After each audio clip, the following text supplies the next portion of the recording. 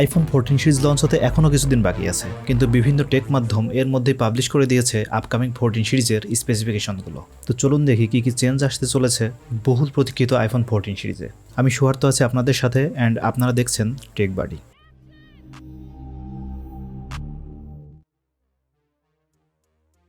যদি build and design নিয়ে কথা বলি, তাহলে বিল্ড অ্যান্ড ডিজাইনে বড় ধরনের পরিবর্তন আসতে চলেছে আইফোন 14 সিরিজে। অ্যাপেল এবার কম বিক্রি এবং অজনপ্রিয়তার কারণে তাদের 5.4 ইঞ্চি সাইজের আইফোন মিনি মডেলটি বাদ দিচ্ছে এবং তাদের ফ্ল্যাগশিপ ডিভাইসগুলোর সাইজ আরও বড় করার দিকে ফোকাস করছে।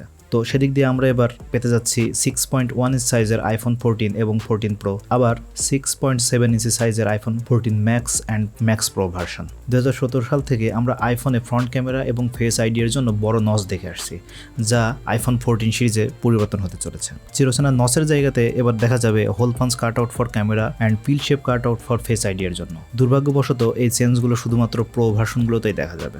Bad luck. এবার আইফোন 14 এবং 14 max black, blue, white, red and purple কালারে পাওয়া যাবে এবং iPhone 14 pro and pro max আসবে গ্রাফাইট কালার, অ্যাপল যেটাকে বলছে possibly mid night, and gold colour, Apple যেটাকে বলছে পসিবলি স্টারলাইট, এবং এছাড়াও সিলভার এবং পার্পল কালারে পাওয়া যাবে। আইফোন 14 প্রো মডেলগুলোতে স্টেইনলেস স্টিল ফ্রেমের পরিবর্তে একটি টাইটানিয়াম ফ্রেম থাকতে পারে। টাইটানিয়াম আরও স্ক্র্যাচ প্রতিরোধী এবং ইস্পাত এবং অ্যালুমিনিয়ামের চেয়েও শক্তিশালী। আইফোন 14 সিরিজে উচ্চ ক্ষমতা সম্পন্ন কম্পিউটিং পাওয়ার অ্যান্ড ফাস্টার 5G কানেকশনের জন্য কুলিং সিস্টেম হিসেবে ইউজ করতে পারে ভেপর চেম্বার থার্মাল সিস্টেম। ইতিমধ্যে স্যামসাং, রেজর এবং এলজি এর মতো কোম্পানির স্মার্টফোনগুলোতে ভেপর চেম্বার কুলিং প্রযুক্তি ব্যবহার করছে, যেটি ভারী চাপের মধ্যে থাকলে ডিভাইসটিকে ঠান্ডা রাখতে ব্যবহৃত হয়। যদিও এখনও ক্লিয়ার না ভিসি থার্মাল সিস্টেম যদি অ্যাপেলের রিকোয়ারমেন্ট ফুলফিল করতে পারে, তাহলেই কেবল এটি তারা ব্যবহার করবে। এবার আসি ডিসপ্লে সেকশনে।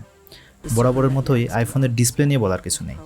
অ্যাপেল তাদের 14 সিরিজের প্রো মডেলগুলোতে আগের মতো প্রোমোশন ডিসপ্লে প্রযুক্তিই রাখছে, are always on display technology থাকবে iPhone 14 pro and pro max মডেলে। অনেকে আশা করেছিল হয়তো এবার 120 হার্জ ডিসপ্লে রিফ্রেশ রেট সবগুলো মডেলে থাকবে, কিন্তু না, এটা শুধুমাত্র প্রো মডেলগুলোতে পাওয়া যাবে উইথ LTPS OLED ডিসপ্লের সাথে।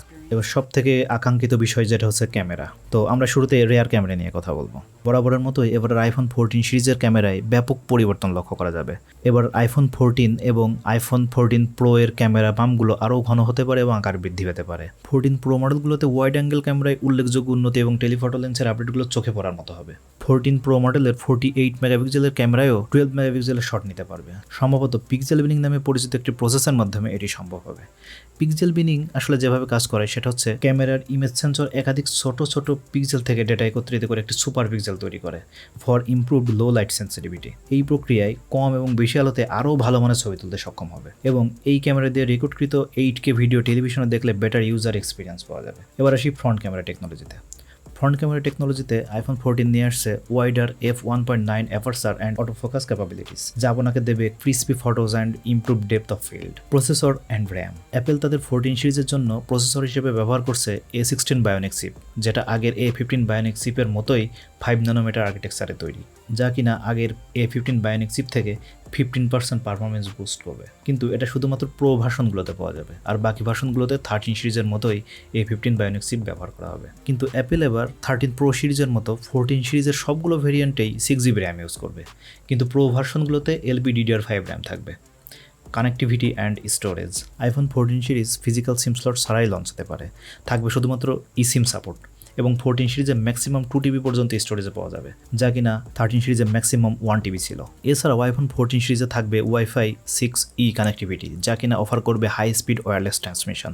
এবং আশা করা যাচ্ছে অ্যাপেল ইউজ করতে পারে কোয়ালকম স্ন্যাপড্রাগন X65 মডেম, যেটাতে মডেমের পাশাপাশি স্যাটেলাইট কানেক্টিভিটি ফিচার রয়েছে, যাতে ব্যবহারকারী জরুরি প্রয়োজনে টেক্সট এবং জরুরি অবস্থার রিপোর্ট পাঠাতে পারে যেখানে সেলুলার কভারেজ নেই।